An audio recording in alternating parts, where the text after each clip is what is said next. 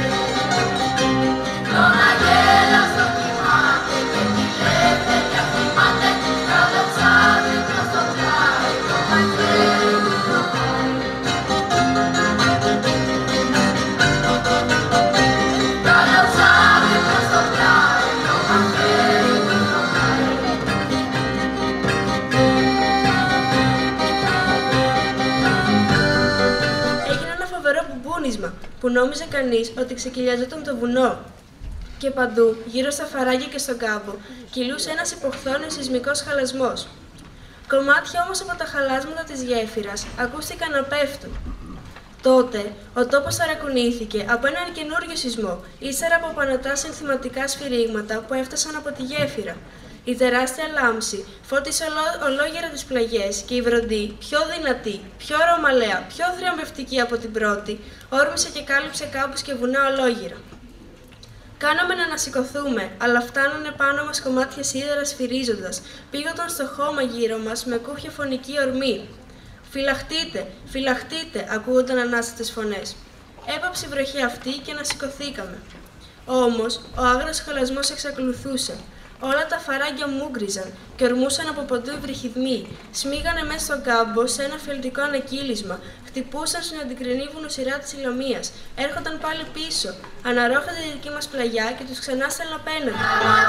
Στάρματα εμπρός στον αγώνα, για τη χίλια κρυβή η ελευθεριά.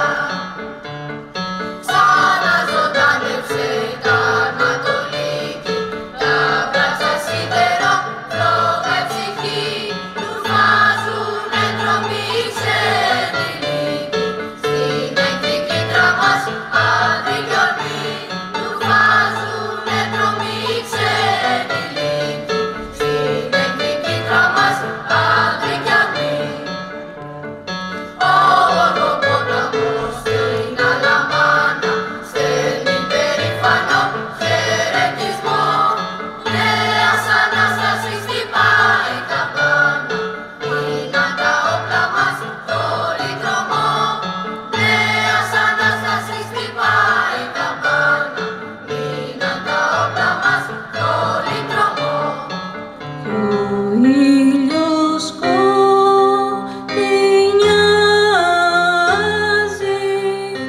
το δόλιο το μικρό χωριό και πάλι